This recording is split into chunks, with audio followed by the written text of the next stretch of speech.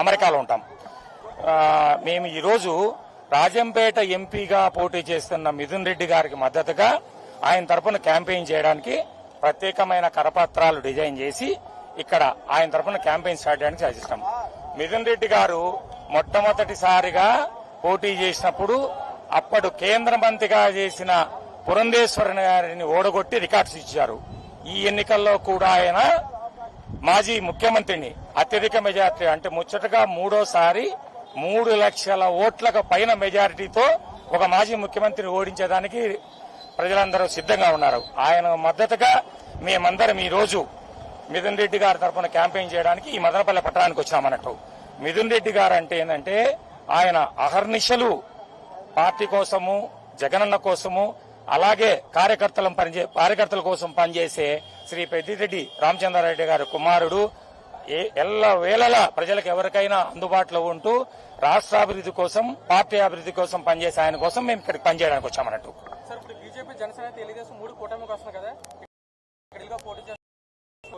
జగన్మోహన్ రెడ్డి గారు ఎప్పుడో చెప్పారు,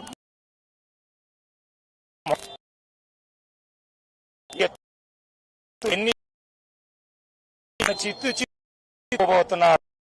ఒకటి గుర్తు, ఈ రోజు భారత రాజకీయాలు భారతలోనే ఈ కుటుంబాన్ని మాత్రమే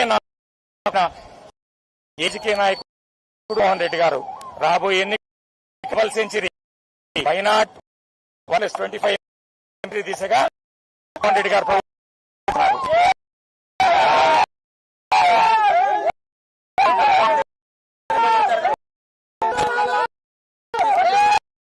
చెప్పినా కదా ఇందాక, ధైర్యంగా రాజకీయ నాయకుడు ఓటైనాడు.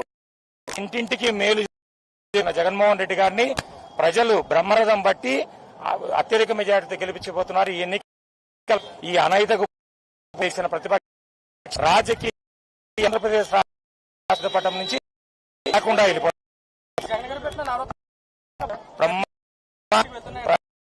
వెళ్తున్నాయి. నవరత్న మేనిఫెస్టోలో కాదు, పెట్టని పథకాలు చేసిన ఘనత మోహన్ రెడ్డి గారి ప్రభుత్వం. ఎన్నికలకు పోకముందే చెప్పారు, పార్టీలు చూడం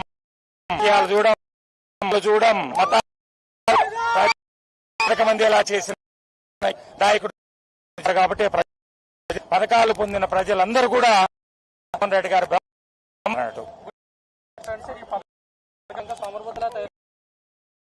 కాదు.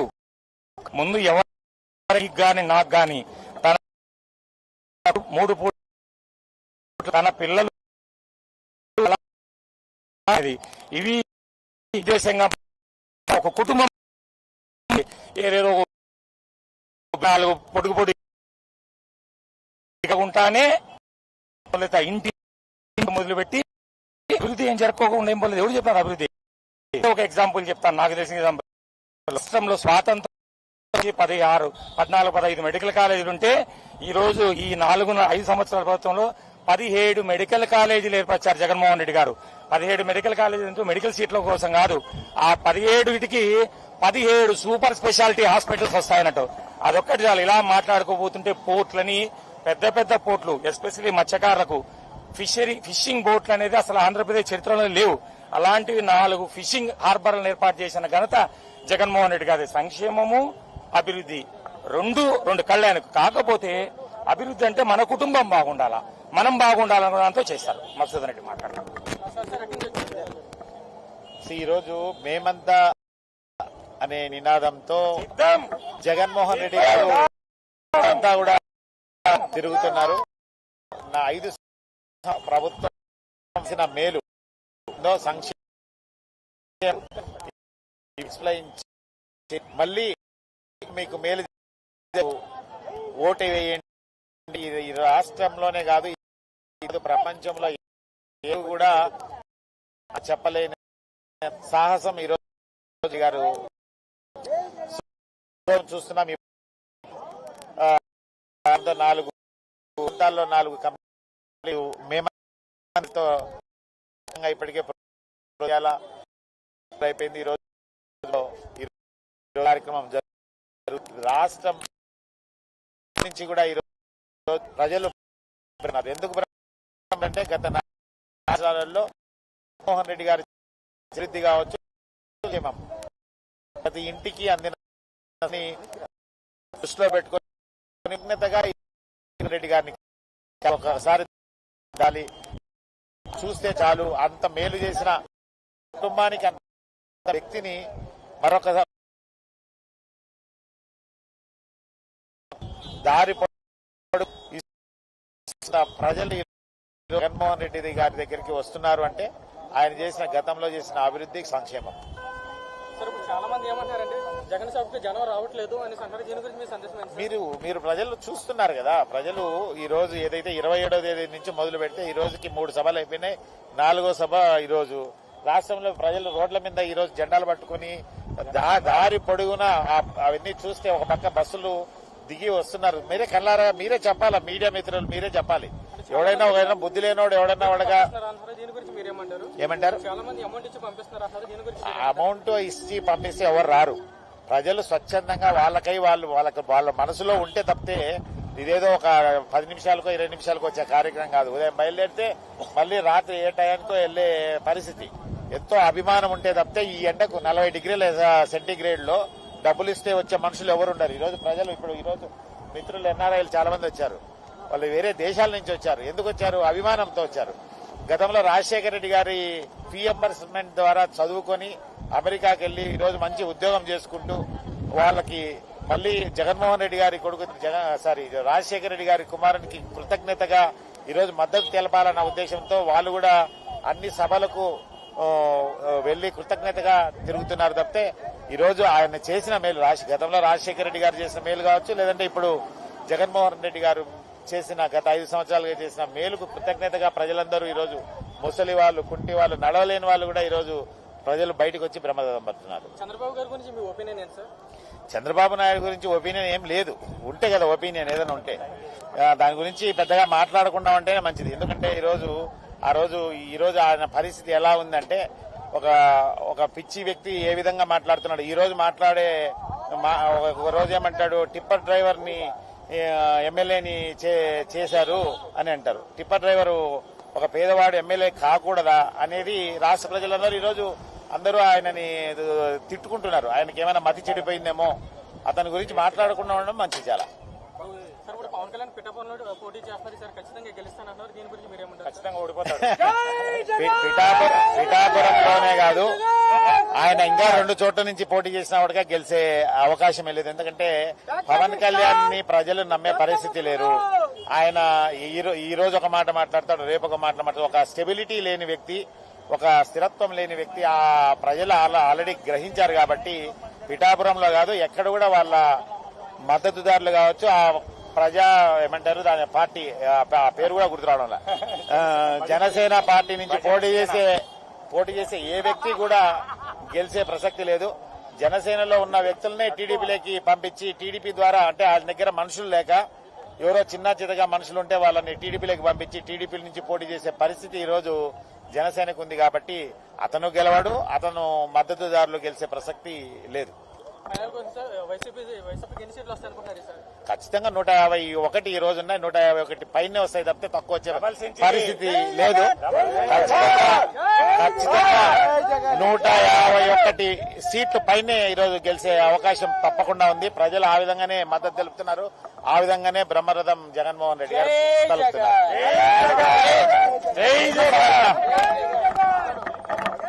నా పేరు వచ్చి హర్నాథ్ రెడ్డి. ముందుగా వైఎస్ఆర్ కాంగ్రెస్ పార్టీ పుట్టిండేది వచ్చి గ్రామ స్థాయి నుండి పల్లె స్థాయి నుండి పుట్టింది. ఇది పెద్ద పెద్ద రాజకీయ నాయకుల పార్టీ కాదు. ఇంకో విషయం చెప్తాను చూడండి, నేను వచ్చేసి పీటీ మండలం నుండి వచ్చిన. నా పేరు వచ్చి హర్నాథ్ రెడ్డి. ఎవరైనా సరే ఈ ఆంధ్ర రాష్ట్రంలో ఎవరైనా సరే, ఏ రాజకీయ నాయకుడైనా సరే ఈ టీడీపీ పచ్చ జెండా ఎత్తారనో, జగన్మోహన్ రెడ్డి ఓడిపోతాడంటే ఎవరైనా సరే, అది ఎటు జెడ్ ఆంధ్రప్రదేశ్ లో ఎవరైనా సరే జగనన్న ఓడిపోతాడు అనే మగవాడు ఎవరైనా పుట్టింటే నా 26 ఎకరాలు, ఒక ఎకరా వచ్చేసి 40 లక్షల పైన పోతుంది. ప్రెసిడెంట్ ఉన్న రెవెన్యూ కాస్ట్ వచ్చేసి 26 ఎకరాలు వచ్చి రాహిస్తా. మీరు ఎక్కడ రమ్మంటే అక్కడ వస్తా. నేను నాది వచ్చి పెద్ద పీటీఎం మీసం మెనేజ్ చెప్తాండ, జగన్ అయితే ఖచ్చితంగా సీఎం అవుతాడు. ఇది 100% నమ్మండి. 100% ఖచ్చితంగా నిజం. ఇది రాత్రి మీటింగ్ లో కూడా ఇదే మాట మాట్లాడినా. అక్కడ వచ్చి జనం మాట ఛానల్లో వచ్చి ఇదే మాట మాట్లాడినా. ఖచ్చితంగా జగన్మోహన్ రెడ్డి అయితే సీఎం గా 2024 సంవత్సరంలో జూన్ నెలలో ప్రమాణిక స్వీకారం చేస్తారు. ఇది 100% నిజం. 26 ఎకరాలు. నా నెంబర్ కూడా చెప్తాను చూడండి, 9390011651. రెడ్డి జగన్ కార్యకర్త మీద మెసేజ్ చెప్తాను. ఎవరైనా పుట్టిన రాండి 26 ఎకరాలు డెఫినెట్లీ వాయిస్తా. Thank you.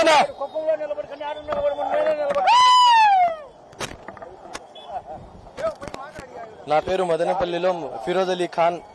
నేను వైసీపీ కార్యకర్త. జగనన్న సీఎం క్యాండిడేట్ అని అనౌన్స్ చేసినప్పటి నుంచి రాజశేఖర రెడ్డి మరణానంతరం సీఎం గా జగనన్న మేము కావాలని ప్రతి మైనార్టీ సోదరుడు ఈరోజు మదనపల్లిలో మా నిసారన్న ఘనమైన మెజార్టీతో సాధిస్తాడని తెలుగుదేశం అడగమని మదనపల్లిలో ఛాలెంజ్ విసురుతున్నాం. జై జగన్, జై మిత్రున్నా. నా ఈ 2024 జగన్మోహన్ రెడ్డి ఖచ్చితంగా అత్యధిక మెజారిటీతో గెలుస్తా అన్నా.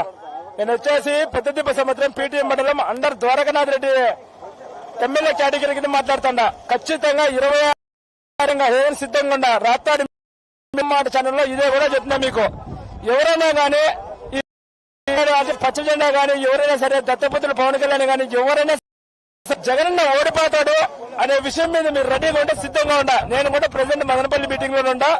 నా నెంబర్ చెప్తే నోట్ చేసుకోండి, 9390011651. అయితే 26 ఎకరాలు కానీ లేకపోతే జగనన్నతో పాటు నేను కూడా పోవాలా. ఖచ్చితంగా అవుతాను. Why not 175 seats KCR.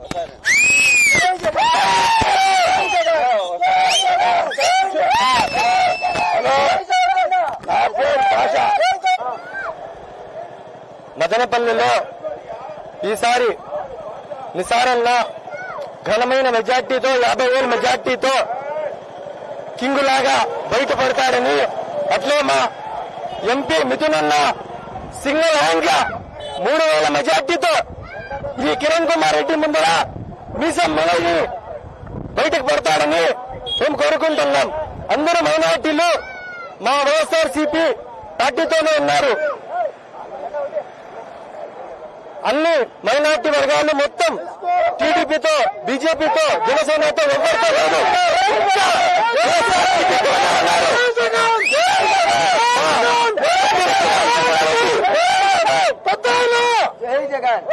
మా పెద్దిరెడ్డి రామచంద్రారెడ్డి తనయుడు పివి మిథున్ రెడ్డి గారితో మా మైనార్టీలంతా నడుస్తున్నాము.